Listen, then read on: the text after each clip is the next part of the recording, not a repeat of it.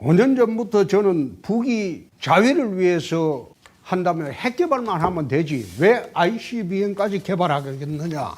그리고 마지막 단계는 SLBM일 것이다. 그 이야기를 5년 전부터 했습니다. 그렇게 되면 미 본토가 바로 위협을 받기 때문에 미국이 참전을 할 수가 없습니다. 미국이란 나라 본토 위협할 수 있는 그런 나라가 세계에 많지 않습니다. 그러나 북한 같은 불량 국가가 본토를 위협하게 되면 미국은 아프가니스탄 철수 이상의 행동도 할 수가 있습니다. 벌써 그게 이제 오늘 나온 게 미 보수 싱크탱크 케이트 연구소의 더그 밴도 선임연구원인데 이 사람이 레이건 대통령의 특별보좌관 출신입니다.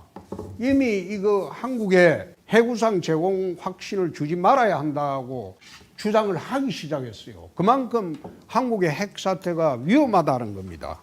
자, 그건 그래 하고 윤석열 후보님에게 한번 물어보겠습니다. 문 대통령이 오늘 특검을 받아라고 내가 촉구를 좀 강하게 했습니다. 만약 특검을 받지 않으면 문 대통령이 윤석열 검찰 때 원전 비리 수사하다가 중단한 거, 그리고 울산시장 수사하다가 중단한 거, 그리고 USB 판문점에서 김정은이한테 넘겨준 거, 이 세 개는 내가 대통령이 되면 반드시 그 죄책을 묻겠다고 했습니다. 특검을 받아라. 받지 않으면 이거는 이미 윤석열 후보가 말씀을 했듯이 저절로 드러난 이거는 형사사건입니다.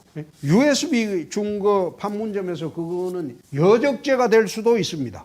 답변 한번 해 보시죠. 문 대통령 특검 안 받으면 이런 수사를 해가지고 문 대통령을 형사처벌할 용의가 있는지요?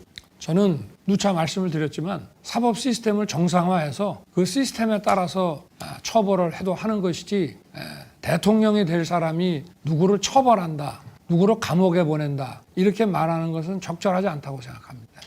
결국은 그러면 안 할 수도 있다 그 말이네요. 그 말 자체도 누구를 처벌한다, 감옥에 넣는다 하는 것은 대통령은 이 사법 시스템이 제대로 굴러갈 수 있도록 관리하는 사람이지 누구를 처벌한다, 안 한다 이런 말을 하는 그런 건 아니라고 봅니다. 그리고 시스템이 정상화되면은 제가 판단할 때는 그 시스템에 따라서 법을 어긴 사람들은 다 사법 처리가 되지 않겠나 하는 생각을 하고 있습니다. 그러면 지난번에 국정농단 사태 때 대통령이 말하자마자 중앙지검장이 특수사부까지 동원해서 거의 1년 이상 그 수사를 했지 않습니까? 그거는 수사 지시가 아닙니까? 어떤 국정농단을 특검 생기기 전에 서울지검에서 했던 네? 우리 윤 후보님이 중앙지검장을 하실 때. 네. 그거는 기본적으로 드러난 어떤 일부 혐의를 가지고 탄핵 소추가 됐고, 그리고 또 국회에서 탄핵 소추하기도 직전에 특별검사법을 만드셨고, 거기에 여야 합의로 수사할 사항을 16가지를 지정을 해 주셨습니다. 그래서 거기에 따라서 특검에서 수사가 이루어졌고, 또 거기서 드러난 사실들을 특검 수사는 3개월 만에 끝났기 때문에 그 나머지 부분을 또 이어받아서 수사를 하게 된 것이죠. 그 중앙지검에서 없는 했죠. 거를 만들어서 판 게 아니고 국회에서 먼저 그 특검법과 수사 사항도 지정해 주셨고 탄핵 소추도 혐의를 특정을 해서 탄핵 소추를 하셨기 때문에 문영표 장관 수사할 것이죠. 때 네. 박근혜만 불면 봐주겠다. 그렇게 말한 사실이 있습니까? 터무니없는 말씀입니다. 직접 신문 안 했습니까? 저는 중앙지검장 때? 아니 서울지검 중앙지검장이 누구 신문하는 거 보셨습니까? 아니, 검사하셨는데 그걸 모릅니까? 왔다는데요.